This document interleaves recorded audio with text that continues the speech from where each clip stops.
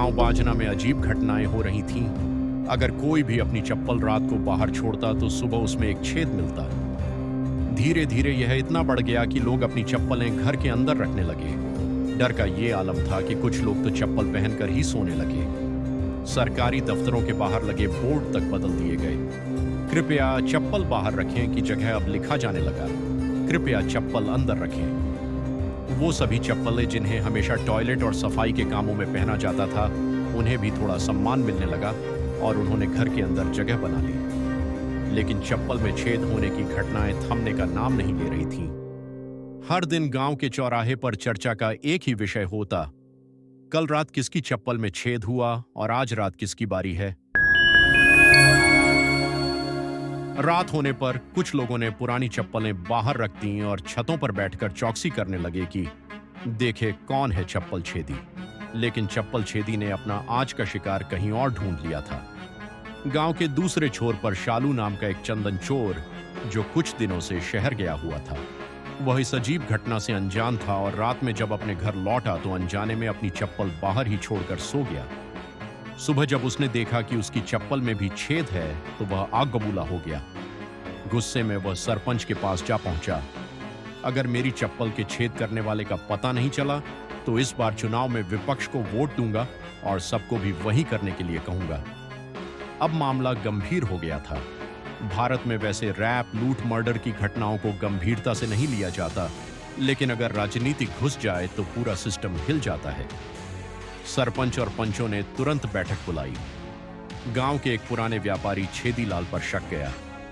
कहीं यह छेदीलाल ही तो नहीं जो अपने नाम को सार्थक करने के लिए चप्पलों में छेद कर रहा है।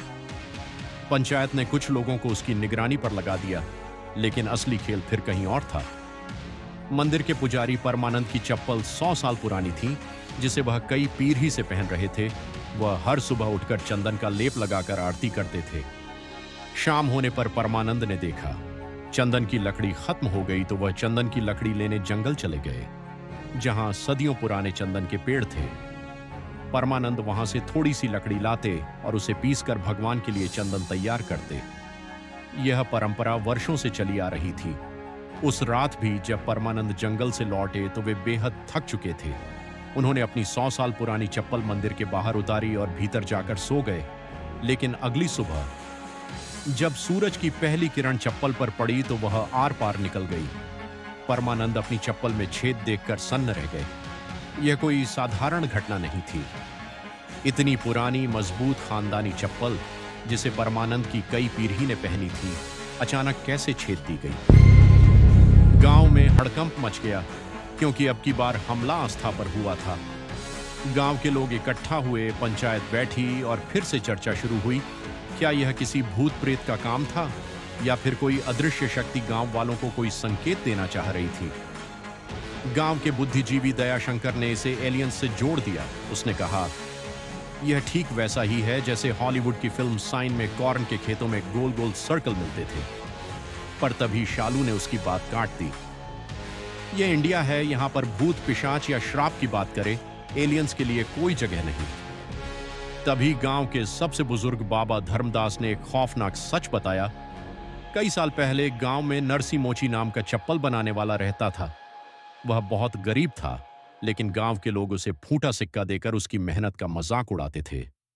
एक दिन भूख से तड़पते हुए उसने श्राप दे दिया, एक दिन आएगा जब इस गांव के हर इंसान की चप्पल में छेद होगा, ताकि चप्पल पहनने के बाद भी उन्हें कांटा चुभे और मुझे खोटे सिक्के देने का उन्हें एहसास हो। चप्पल में छेद बिल्कुल सिक्के की ही तरह के थे, जिससे धर्मदास की बात को मजबूती मिली। गांव वालों ने नरसी मोची के वंशज को ढूंढकर पहले उससे माफी मांगी और फिर महायज्ञ किया, ताकि गांव वालों को इस श्राप से मुक्ति मिले। लेकिन अगली सुबह मोची के वंशज की चप्पल में ही छेद था। सबकी जुबान पर एक ही सवाल था, इतनी बड़ी पूजा भी बेकार गई? क्या नरसी मोची का श्राप कभी खत्म नहीं होगा? घबराहट इतनी बढ़ गई कि कुछ लोग तो गांव छोड़ने तक का मन बनाने लगे। तभी गांव में एक बुजुर्ग शिकारी आया जो वन विभाग में काम करता था। उसकी तेज नजरें और वैज्ञानिक सोच ने गांव वालों की बातें सुनी, चप्पलों के छेदों को देखा और फिर वह जोर से हंस पड़ा। अरे मूर्खों, ये कोई भूत प्रेत नहीं, बल्कि जंगल से आया एक दुर्लभ कीड़ा है। चप्पल खजुरा यह चमड़े को खाना पसंद करता है। उसने अपने बैग से एक छोटी शीशी निकाली, उसमें से 2 बूंद तेल चप्पल के तले पर लगाई और चप्पल को बाहर रख दिया। गांव वालों ने रात में घात लगाकर बैठने का फैसला किया। फिर वही हुआ जिसका सबको इंतजार था। चप्पल अचानक हिलने लगी, जैसे अंदर से कोई उसे खा रहा हो। शिकारी ने तुरंत एक अजीब सा धातु का बॉक्स नुमा पिंजरा निकाला और कीड़े को पकड़ने की कोशिश की, लेकिन वह नाकाम रहा। तभी शालू ने झपट कर उसकी मदद की और कीड़े को बॉक्स में बंद कर दिया। शालू ने संदेह जताया, क्या यह कीड़ा बॉक्स में छेद कर बाहर नहीं आ सकता? शिकारी मुस्कुराया और बोला, यह बॉक्स टाइटेनियम धातु का बना है, इतनी आसानी से कोई भी इसे काट नहीं सकता। गांव वालों ने राहत की सांस ली और शिकारी का धन्यवाद किया। वह बॉक्स लेकर चला गया, लेकिन जाते जाते तेल की शीशी वहीं भूल गया। गांव वालों ने राहत की सांस ली और खुशी में झूम उठे।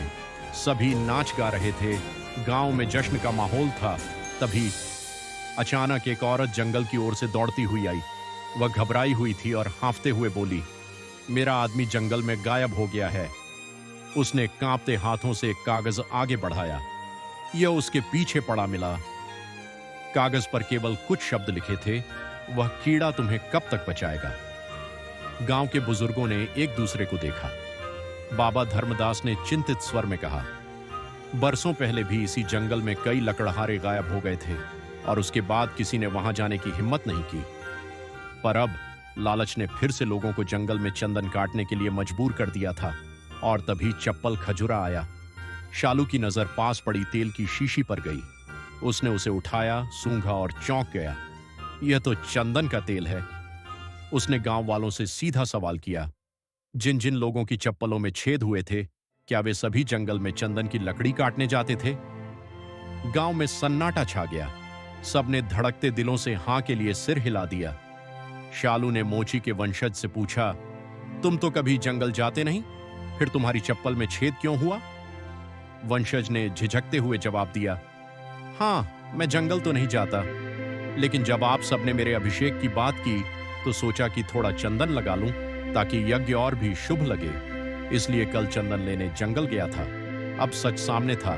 चप्पल खजूरा ने सिर्फ उन लोगों की चप्पलों में छेद किए थे जो जंगल में चंदन की लकड़ी काटने गए थे। उनकी चप्पलों से चंदन की खुशबू आती थी। शालू ने गहरी सांस ली और धीरे से कहा, चप्पल खजूरा हमें नुकसान नहीं पहुंचा रहा था, बल्कि हमें जंगल जाने से रोक रहा था। शालू ने गांव वालों को बताया, जो बॉक्स शिकारी के पास था वह कोई साधारण डिब्बा नहीं, बल्कि टाइटेनियम धातु से बना था, बेहद मजबूत और कीमती।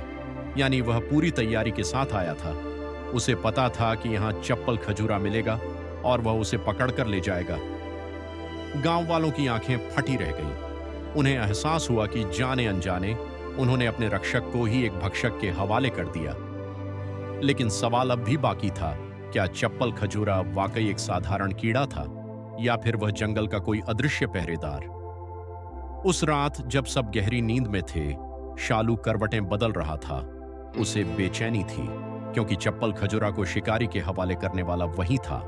और तभी गांव के मंदिर के बाहर किसी की एक जोड़ी चप्पल पड़ी रह गई थी। एक खौफनाक साया चप्पल की तरफ बढ़ रहा था। उसने चप्पल उठाई और वहां से उड्डन छू हो गया। किसका था वह साया? उसने चप्पल में छेद नहीं किया, बल्कि चप्पल ही ले गया। क्या कोई नया खेल शुरू होने वाला था? अगर आप भी इस रहस्य को गहराई से जानना चाहते हैं तो वीडियो को लाइक करें, अपने दोस्तों के साथ शेयर करें और चैनल सब्सक्राइब जरूर करें, ताकि आपको आगे की कहानी का नोटिफिकेशन सबसे पहले मिले।